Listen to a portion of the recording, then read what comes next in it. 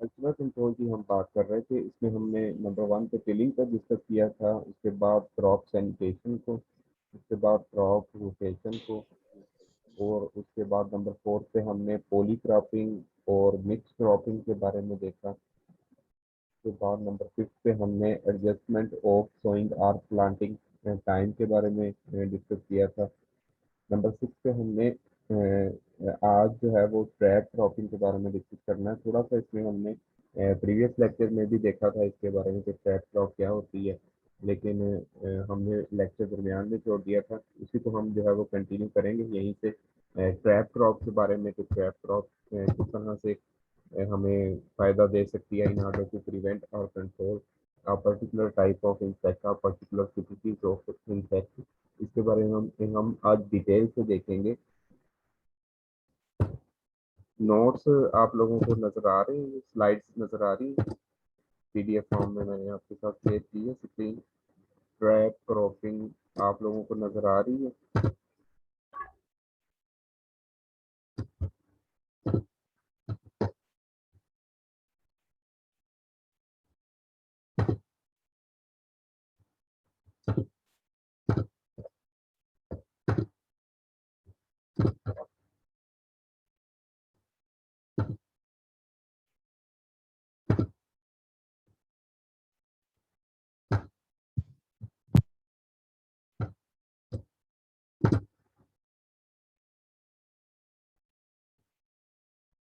Planting a suitable crop which is in most cases attractive to pests in a small area for the attraction of pests, ये हमारे पास trap cropping की proper definition आ जाती है। यानी हम एक ऐसी क्रॉप जो है वो प्रोवाइड करेंगे पेस्ट को जिसकी वजह से वो हमारी मेन क्रॉप की तरफ ना जाए। ये इसका बेसिक कंसेप्ट है। अब हमारे पास दो कंडीशंस आती हैं इसको ग्रो करने की, इनको ग्रो करने की ट्रैप क्रॉप को। या तो आपने जो मेन क्रॉप लगानी है उससे पहले आप इसको सो करो। मेन क्रॉप शो करने से पहले जब आप इसको शो करोगे तो ये काफ़ी बेनिफिशियल रहता है इंसेक्ट्स के को कंट्रोल करने के लिए। दूसरी कंडीशन ये है कि आप जो है वो मेन क्रॉप के साथ इसको ग्रो करो। जैसे ही आपने मेन क्रॉप लगाई है तो उसके साथ ही आप इसको लगा दो ताकि इंसेक्ट जो है वो डाइवर्ट हो जाएं, इंसेक्ट जो है वो हमारी मेन क्रॉप की तरफ शिफ्ट ना हो।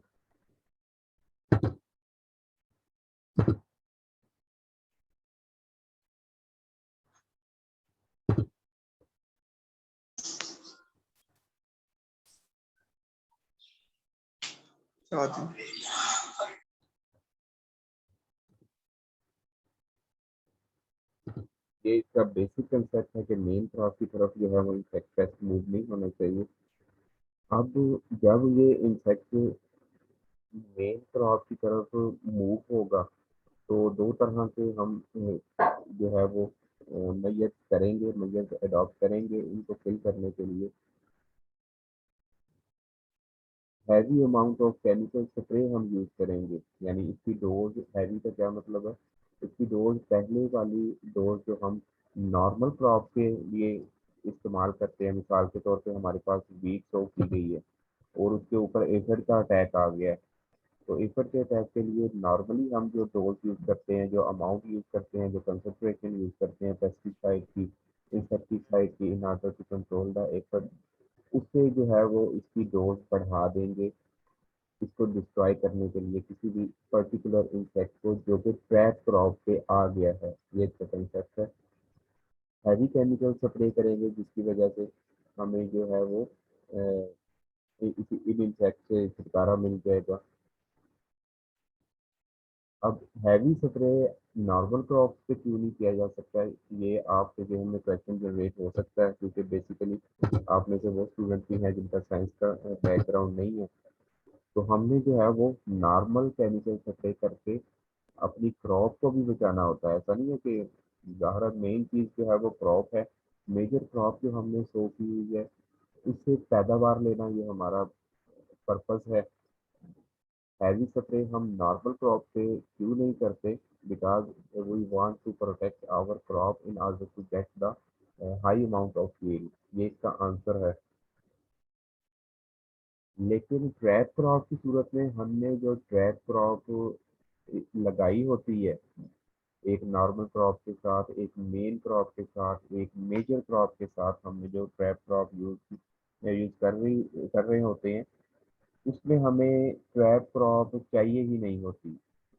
इसलिए हम जो है वो इससे हैवी स्प्रे करते हैं। पर्पस हमारा ट्रैप क्रॉप को बचाना नहीं होता, पर्पस हमारा सिंपली ये होता है कि हम इंसेक्ट से किसी तरह से छुटकारा हासिल कर लें।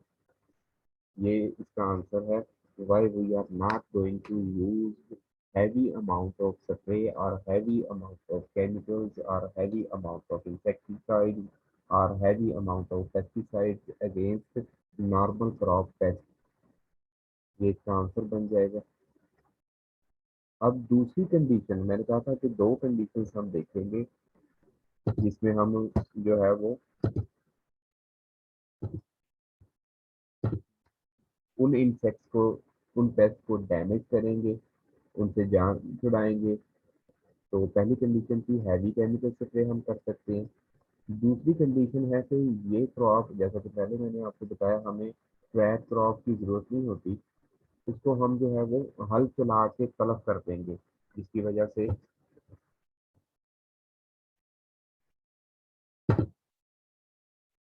वो बाकी इंसेक्ट पेस्ट भी जो है वो तलब हो जाएंगे। या इसके अलावा हम फ्लोइंग के अलावा और भी मेथड इस्तेमाल कर सकते हैं। आप जो है वो फिजिकली इंसेक्ट को मार सकते हो, लेकिन ये दो मेथड जो जो किए गए हैं मेरे ख्याल से ये बेस्ट हैं। और मेथड को और मेथड की हमें ज़रूरत नहीं है, और उनको दरमियान में हमें नहीं लाना चाहिए। अब हम बात कर लेते हैं इसके एडवांटेज की, कि इस मेथड को इस्तेमाल करके हमें फ़ायदा क्या होगा। If we talk about the advantage of this method, means trap cropping in order to control the insects, then we can see that by using this method, natural enemies are not destroyed। हर फसल के ऊपर आपको पता है कि natural enemies होते हैं जो कि इंसेक्ट पेस्ट को कंट्रोल करने के लिए इस्तेमाल होते हैं। जैसा कि हमने फील्ड विजिट किया था, वहाँ अगर एग्जाम्पल की बात की जाए तो लेडी बर्ड बीटर हमने देखी थी, वो एफड से फीड करती है। पहले भी हम इसी एग्जाम्पल को इस्तेमाल कर चुके हैं काफ़ी दफ़ा। दोबारा मैंने इसीलिए कोट की है ताकि आप लोगों को समझने में आसानी हो, वरना इसकी लॉट ऑफ एग्जाम्पल्स हैं जिसको हम इस्तेमाल कर सकते हैं। मेन क्रॉप के ऊपर जब हम स्प्रे नहीं करेंगे, ट्रैप क्रॉप हम इस्तेमाल करेंगे, सारे इंसेक्ट उसकी तरफ मूव कर जाएंगे। जब मूव कर जाएंगे तो हम ज़ाहिर है दोनों में से एक मेथड को यूज करके उसको डिस्ट्रॉय कर देंगे। सिंपल सा ये मेथड है। इसकी वजह से मेन क्रॉप को डैमेज नहीं होगा, ज़ाहिर है हमने उसको स्प्रे नहीं करना तो वो बच जाएगी। ये इसका मेन एडवांटेज है। इसकी एग्जाम्पल की अगर हम बात करें कि कौन सी एग्जाम्पल हम देख सकते हैं, तो अल्फाल्फा ये प्लांट प्लांट किया जा सकता है स्ट्रिप्स में, स्ट्रिप्स की सूरत में, पट्टियों की सूरत में। किसके साथ? कॉटन के साथ, यानी कपास की फसल के अंदर हम अल्फाल्फा यूज कर सकते हैं। इसकी भी बहुत ज़्यादा एग्जांपल्स हम इस्तेमाल कर सकते हैं। कैस्टर बीन के अंदर भी जो है वो ट्रैप क्रॉपिंग की जाती है, लेकिन आपको हम इतनी डिटेल में नहीं लेके जाएंगे। आप इसी पे यही एग्जांपल याद रख लो, ये काफ़ी है। अल्फाल्फा में जो है वो प्लांट हम कर सकते हैं स्ट्रिप्स की सूरत में, पट्टियों की सूरत में, खेलियों की सूरत में, अगर हम पंजाबी में बात करें तो वट्टों की सूरत में, इसके साथ कॉटन के साथ। अब याद रखने की बात यह है, मैं एक और की स्क्रीन आपके साथ शेयर करता हूँ, इससे आपको काफ़ी फायदा होगा।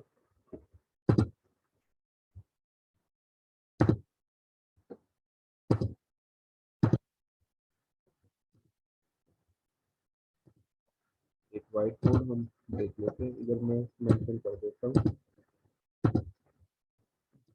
एग्जाम्पल की हम बात कर रहे थे कि कौन सी एग्जाम्पल हम यूज कर लेते हैं, जो एग्जाम्पल आपके नोट में नहीं है, इसीलिए मैं व्हाइट बोर्ड पे इसको मेंशन कर रहा हूँ। अल्फा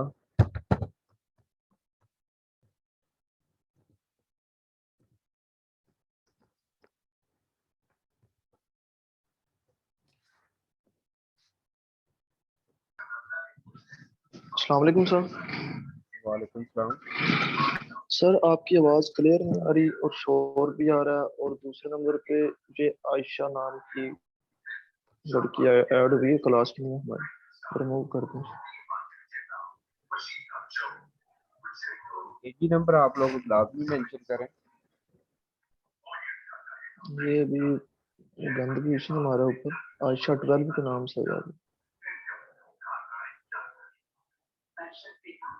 एक ही नंबर आप लाजमी मेंशन करें, बाकी मैंने फैन की स्पीड कम कर दी है, शायद उसी की वजह से जो हो रहा था होगा, वरना नेटवर्क तो मेरे पास बिल्कुल 4G यहाँ अवेलेबल है। नेटवर्क का इशू नहीं है।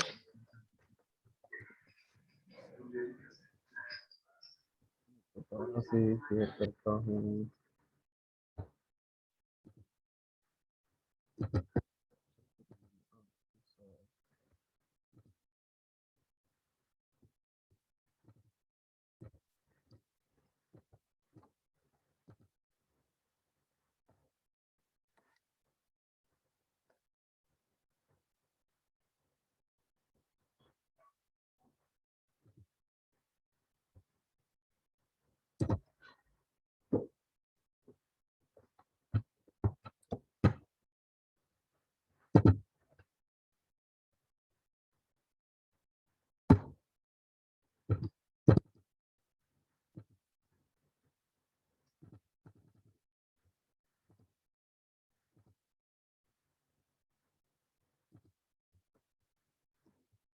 बाकी स्टूडेंट्स भी एक ही नंबर मेंशन करेंगे ताकि हम आउटसाइडर्स को निकाल सकें।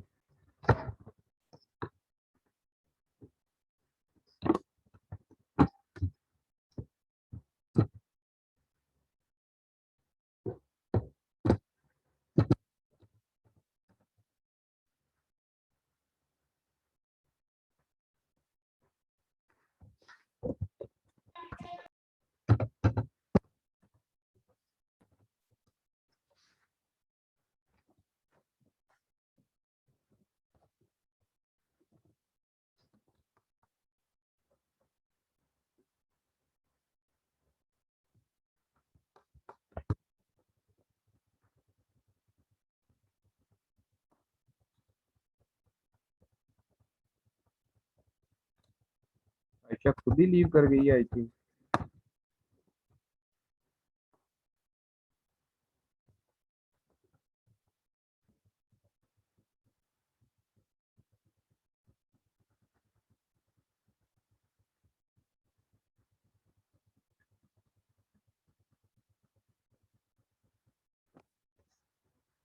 इसको हम कंटिन्यू कर देते हैं। एग्जाम्पल यहाँ मैं मेंशन करने लगा था, alpha can be drawn in the field of cotton। में अल्फा जो है ये हमारे पास ट्रैप क्रॉप है, और दूसरे नंबर पे हमारे पास कॉटन जो है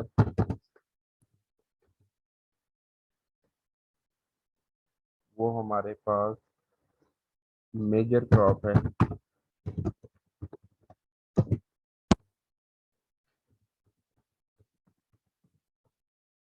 इंसेक्ट पेस्ट जिसे हम अवॉइड करना चाह रहे हैं, जिससे हम बचना चाह रहे हैं, जिससे हम अपनी क्रॉप को बचाना चाह रहे हैं, वो हमारे पास है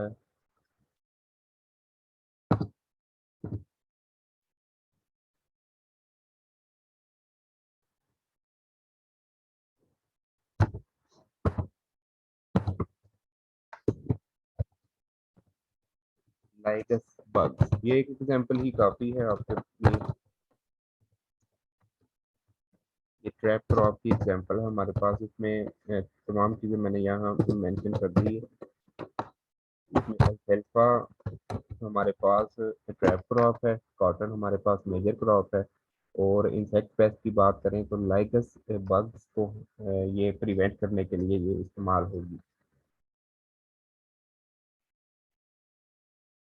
कल्चरल कंट्रोल हमारे पास कंटिन्यू था। इसमें next heading, next control measures, next point हमारे पास बनता है fertilisation and water management practices. Just हमने ओवरव्यू किया था लास्ट क्लास में इसका। आज हम इसकी डिटेल में जाते हैं।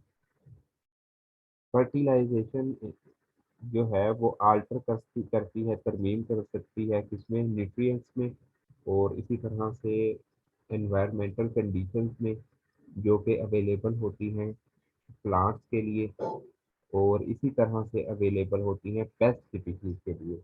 एनवायरनमेंट जो होगी वो एट अ टाइम ऐसा नहीं होगा कि क्रॉप के लिए अलग होगी और पेस्ट के लिए अलग होगी। दोनों को सेम एनवायरनमेंट दी जाएगी। अगर न्यूट्रिएंट्स की अमाउंट ज़्यादा है तो वो पेस्ट के लिए भी ज़्यादा होगी, और इसी तरह से हमारे पास जो है वो क्रॉप के लिए भी ज़्यादा होगी। फर्टिलाइज ये फर्टिलाइज फर्टिलाइजर जो है वो बड़ा अहम किरदार अदा करती है प्लांट की ग्रोथ में, और ये जो है वो हेल्दी क्रॉप के लिए बड़ी अहम है और स्ट्रेंथन करती हैं। Fertiliser can strengthen crop bye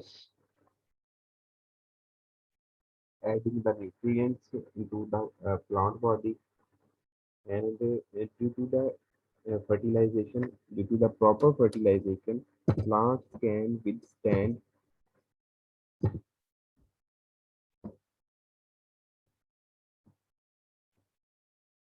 Ayesha हमारी क्लास की में ही है शामिल। तो मुस्तफ़ा आप भी अपना एजी नंबर मेंशन करो। अब्दुल रहीम आप भी अपना एजी नंबर मेंशन करो। और Ayesha, are you the part of our class यार? नो सर, आउटसाइडर है। मुस्तफ़ा आप अपना एजी नंबर मेंशन करो। इसी तरह से अब्दुल रहीम आप भी।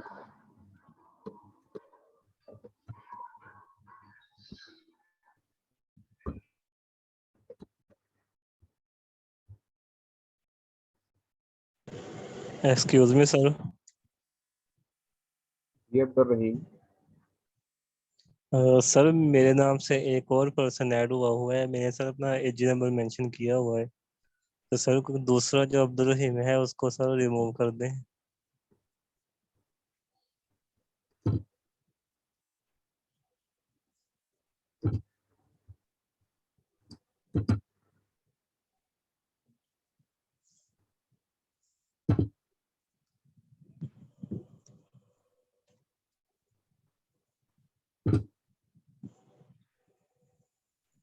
मुस्तफ़ा आप भी अपना एजी नंबर मेंशन करो।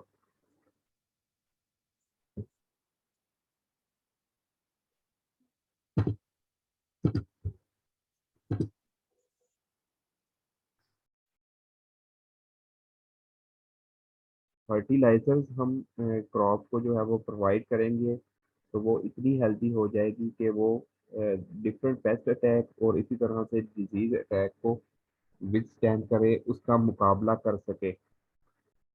और इसी तरह से फर्टिलाइजर जो है वो, अगर हम दूसरी जानिब देखें तो वीड्स की ग्रोथ के लिए भी वो बेनिफिशियल साबित होती हैं। इसीलिए हम फोकस करेंगे ऑप्टिमम यूज ऑफ फर्टिलाइजर पे। बिल्कुल ऑप्टिमम हम इसका इस्तेमाल करेंगे।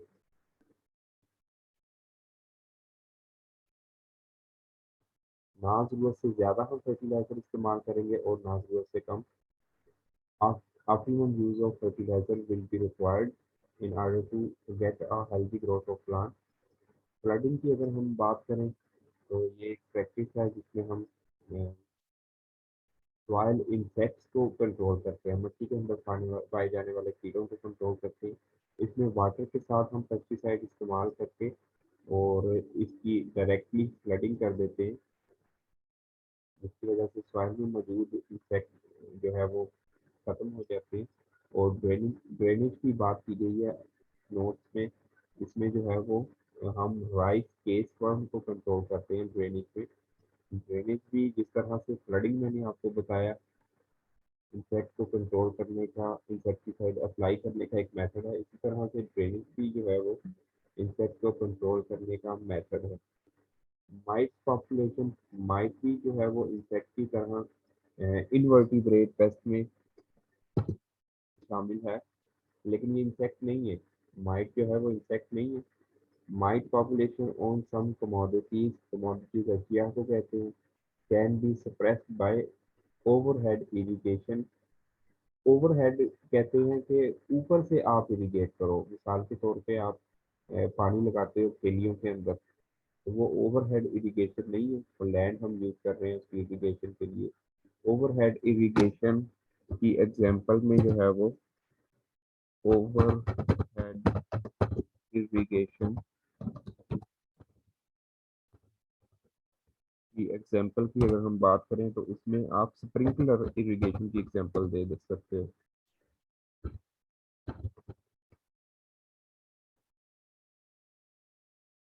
स्प्रिंकलर इरिगेशन सिस्टम आप इसकी एग्जांपल में लिख सकते हो।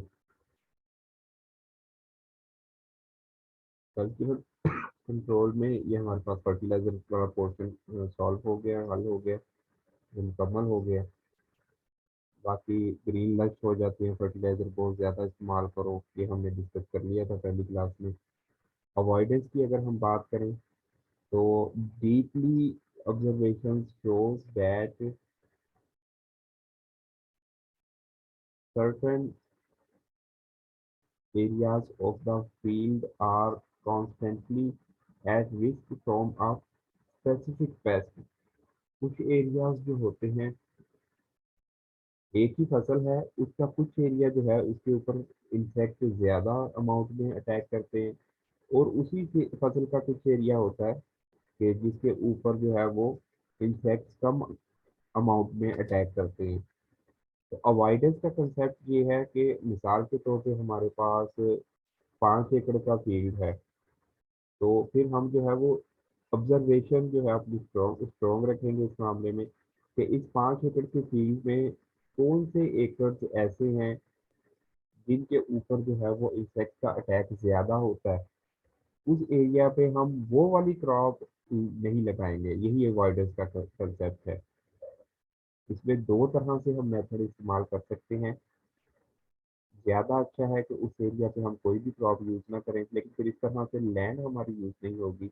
तो मैं तो यही रिकमेंड करूंगा कि इसमें हम अल्टरनेट क्रॉप इस्तेमाल कर सकते हैं उस एरिया में जहाँ पे पेस्ट का ज़्यादा अटैक होता है। अवॉइडेंस का कंसेप्ट सिंपली यही है कि हम वहाँ से अवॉइड करेंगे, क्रॉप लगाने के हवाले से उस एरिया को अवॉइड करेंगे।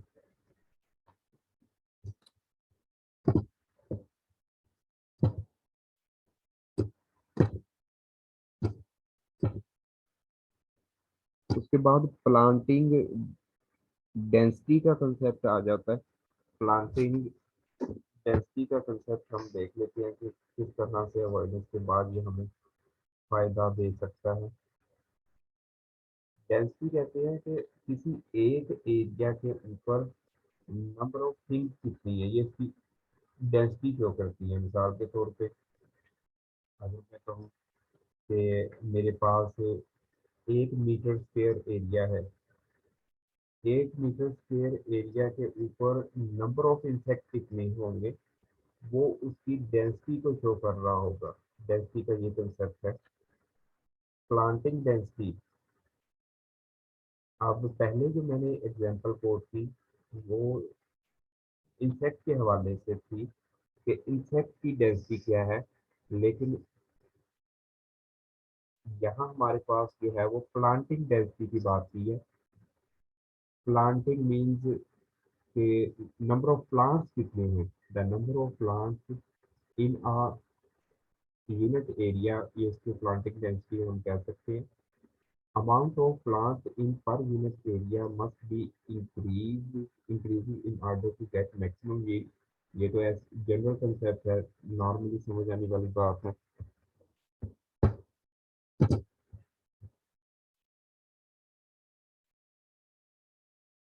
कि नंबर ऑफ प्लांट्स अगर हम इंक्रीज करेंगे तो डेफिनेटली हमारे पास यील्ड भी ज़्यादा आएगी। But also consider the space in per unit area and the presence of nutrient. लेकिन ऐसा नहीं है कि आप नंबर ऑफ प्लांट्स इंक्रीज करते जा रहे हो और आपकी जो ज़मीन है वो इस काबिल नहीं है कि वो उतने ज़्यादा प्लांट्स को वहाँ पे फैसिलिटेट कर सके, उनको नरिश कर सके, उनको फूड प्रोवाइड कर सके, उनको न्यूट्रिएंट्स प्रोवाइड कर सके। जिस तरह से मर्जी आप इसको कंसीडर कर लो, प्लांट्स नंबर ऑफ प्लांट्स आप इंक्रीज करोगे तो डेफिनेटली आपको न्यूट्रिएंट की अमाउंट कंसीडर करना पड़ेगी। अब यहाँ दो कंडीशन हमारे पास मौजूद होंगी। कौन सी दो condition?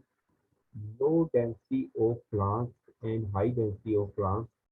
Low density of plant की हम बात करें तो डेफिनेटली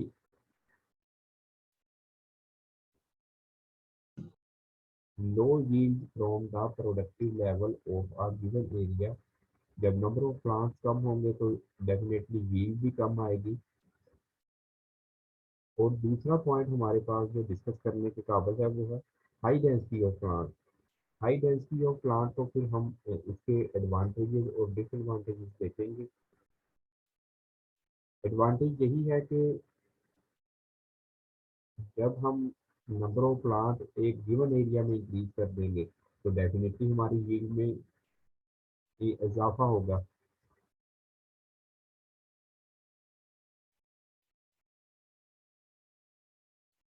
और दूसरा बेनिफिशियल पॉइंट जो कि इसको सपोर्ट करता है, मिसाल के तौर पे हमारे पास 1 मीटर स्क्वायर का एरिया है, उसमें नंबर ऑफ प्लांट हमारे पास जितने भी लगे हैं उन नंबर ऑफ प्लांट्स को जो है वो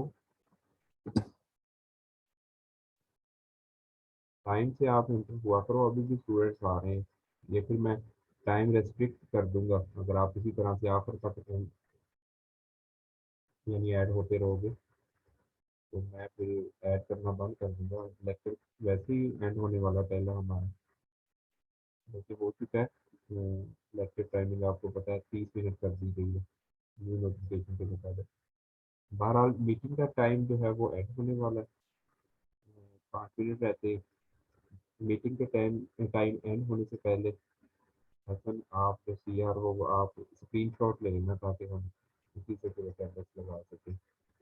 सेकंड पॉइंट जो इसको फैसिलिटेट करता है, इसको सपोर्ट करता है, वो ये है कि मिसाल के तौर पे 1 मीटर स्क्वायर के एरिया में हमारे पास 20 प्लांट थे। अब हम ये थी लो प्लांट डेंसिटी। अब इसी डेंसिटी को हम इंक्रीज करना चाह रहे हैं, मैंने वो 20 की बजाय 50 लगा दिए। अब यहाँ इंसेक्ट अटैक की बात करें तो 20 इंसेक्ट, तो इसी इन्हीं 20 इंसेक्ट सॉरी 20 प्लांट पे इंसेक्ट में अटैक करना था तो डैमेज ज़्यादा होना था।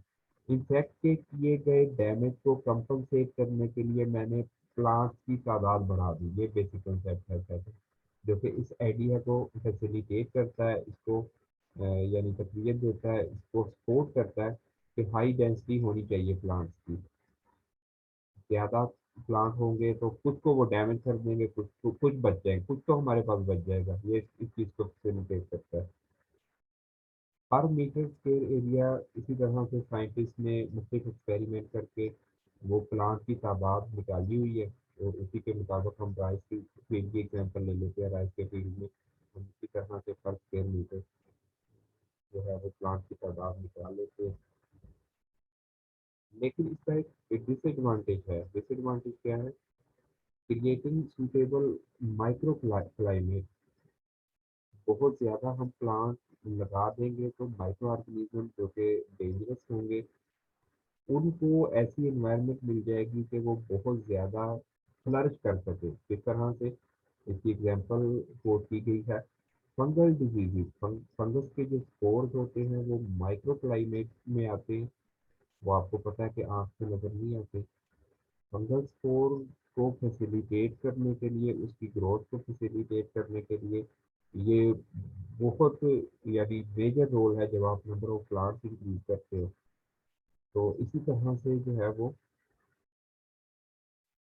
ये डिसएडवांटेज इसके डिसएडवांटेज में आ जाएगा। अगर आप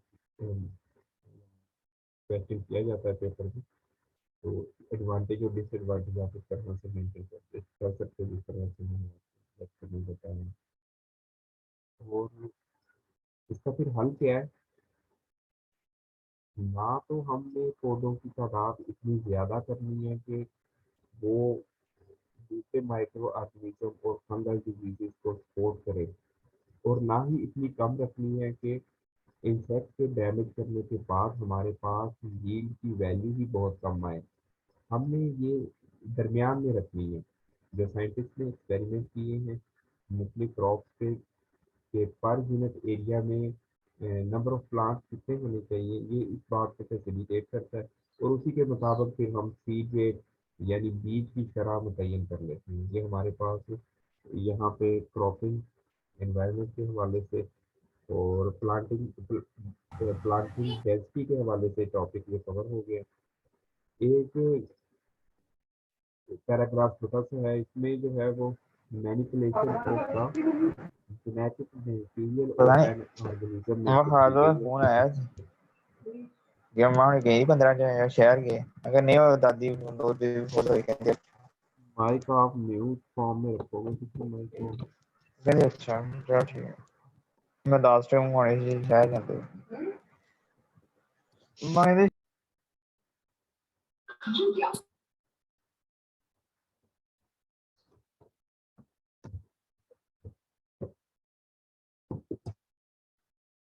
2 मिनट हमारे पास रह गए हैं, इस पर हम डिस्कशन कर लेते हैं।